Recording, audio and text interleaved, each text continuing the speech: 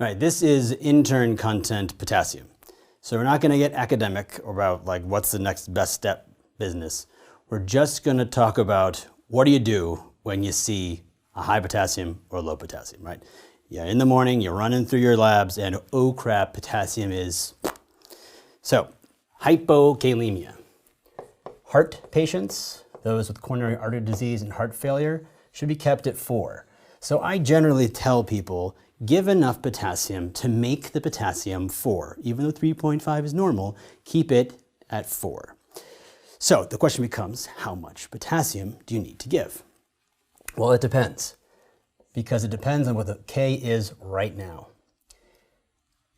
To move the potassium on your BMP 0.1, it's a different amount of potassium based on what the potassium currently is. And the take-home message is, catch it early, replete quickly.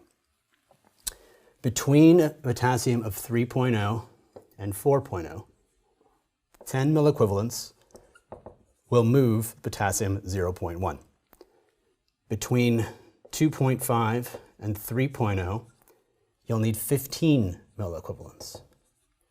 And between 2 and 2.5, you'll need 20.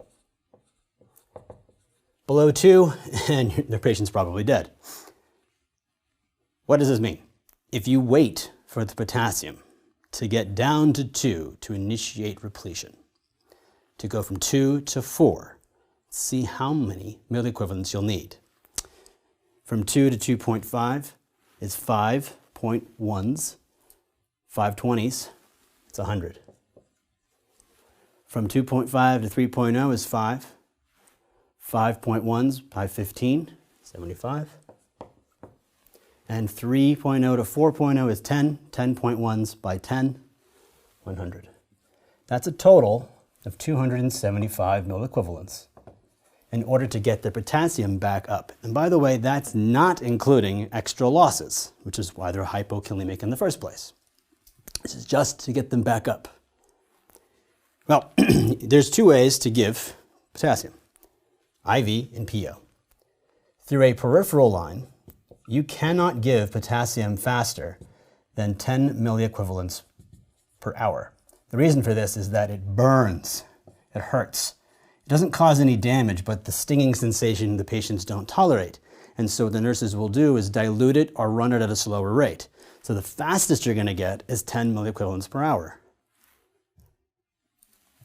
That's 27 hours, more hours than there are in a day. So if you fall that far behind and you can't give any by mouth, and all you have is a peripheral IV, which is basically all of your patients on the floor, it's going to be really hard to replete that potassium. Through a central line, you can run it at 20 milliequivalents, no faster, because that's lethal injection and they die if you give it too much. But that option is not going to be available most of the time. The other way to give it is PO. And it comes in 20 milliequivalents or 40, and either as an elixir, which tastes awful, but is easy to drink, or a pill, which is not disgusting, but is a giant horse pill. Now, not correlating. You give 20 or 40 elixir or 20-40 pill. If you need to get up to that much, what a simple thing to do on a single nurse shift is to give 40 milliequivalents of KCl IV, Q4 hours, times 3. That's going to get you 120. And 40 milliequivalents of KCl PO, QAC, times 3. That means with meals. Get another 120. Now, pharmacy is not going to like this. 240 milliequivalents of potassium, are you crazy? No, I'm not. The potassium is just really low. And you can do this, except in an end-stage renal disease patient, and not harm anybody. If you overshoot, remember the goal is 4. High is 5.5. You're not going to accidentally give another 150 milliequivalents extra. And they have ongoing losses. And they're probably not end-stage renal disease because they usually have problems with high K. So you can appease the pharmacy so that they don't think that you're trying to do lethal injection by getting a BMP in the middle.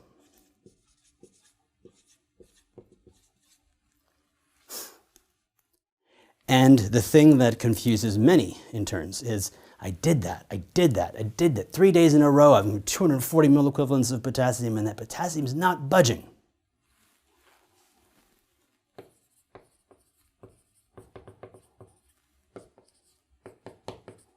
You can check a magnesium level, but chances are you could have just given the mag. You don't have to give magnesium at the beginning of every potassium repletion. But after 1 day, the potassium didn't move like I said it should, give a gram of mag before the day's potassium, and you will see that it will rise. Also, check to see why they have ongoing losses. NG tube, diarrhea, furosemide. So hypo-K, just give more. How do you do it? If they're really far away from goal, do this. If they're really close to goal, do a one-time dose.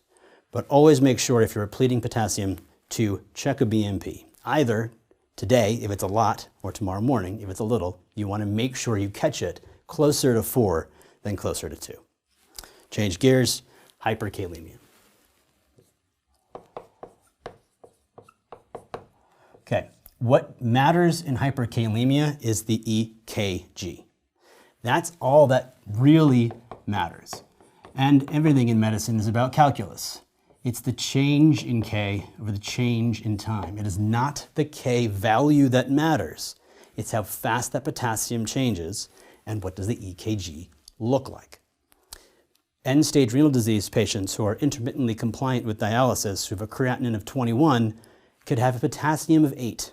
But if it didn't get there overnight, there's not going to be any EKG changes. They still need dialysis because they missed it, right? But it's not like, wow, that K is so high, I'm worried. It should be, wow, that EKG is so deranged, we need to fix it. So what we teach in the core lessons is P, QRS, T. And picture a fisherman here, this fishing rod, attached to the T, and he starts to reel it in.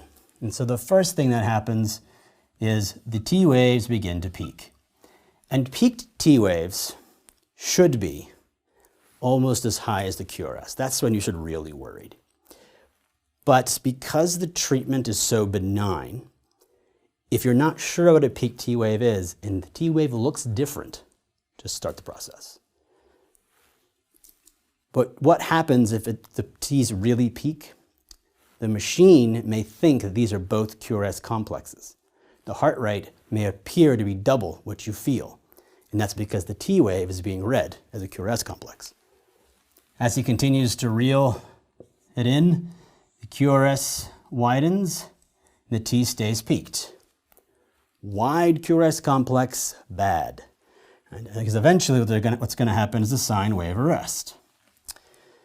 That's true, and the peaked T's are something you should look for. Peaked T's, wide QRS, but also blocks in bradycardia. The machine may read a tachycardia because the T wave is as big as the QRS, but just as bad are heart blocks and bradycardia. So anything wrong with the EKG and potassium is elevated, and not like a little, right, either a lot or quickly, then you act. And the actions are to stabilize myocardium, temporize by shifting and eliminating. The ER generally sees these patients first, gives the IV calcium, usually as calcium gluconate, and also gives the IV insulin, 10 units, with an amp of D50, so they don't go hypoglycemic. Yes, you can use bicarb, yes, you can use beta agonists, but really this is what's going to be done. And the elimination is done if they have kidneys with diuretics, like furosemide. That's usually not the case because Hyperkalemia happens in CKD patients more often than anybody else, but you can still do it if they have kidneys. K-exolate to eliminate through the stool, and keep it going. You want them pooping a lot, and ultimately dialysis. So here's where the words of caution come in. The ER may have freaked out about the high K and given the calcium and insulin D50 because the K was high, but there was no change in the EKG. You rushing to call renal for emergency dialysis makes you look like an idiot. It's the ER's job to stabilize and temporize, then give it to you. The other problem is they might have done it right because they saw the EKG changes. They gave the calcium, they gave the IV insulin and D50, and then you look at the repeat EKG and everything's fine. Well, this only lasts a couple of minutes. And temporize only lasts about 4 hours. So if there were ever EKG changes, that is an emergency call to renal for dialysis. They may say he doesn't need it, and that's fine, but you should initiate the process if there's an EKG change. If there's never an EKG change, well, you can just start with the elimination and don't need to do an emergency call. What do you learn? If it's low, give some. Here's how. If it's high, get a 12-lead EKG, really pay attention to the peaked T's, QRS, and if there are any blocks. Any changes in the EKG with a significant change in potassium, do everything. If someone hands you a patient having done things, make sure you don't drop the ball by finishing off the elimination, and double check their work to see did they need to do that by looking at the EKG. That's potassium.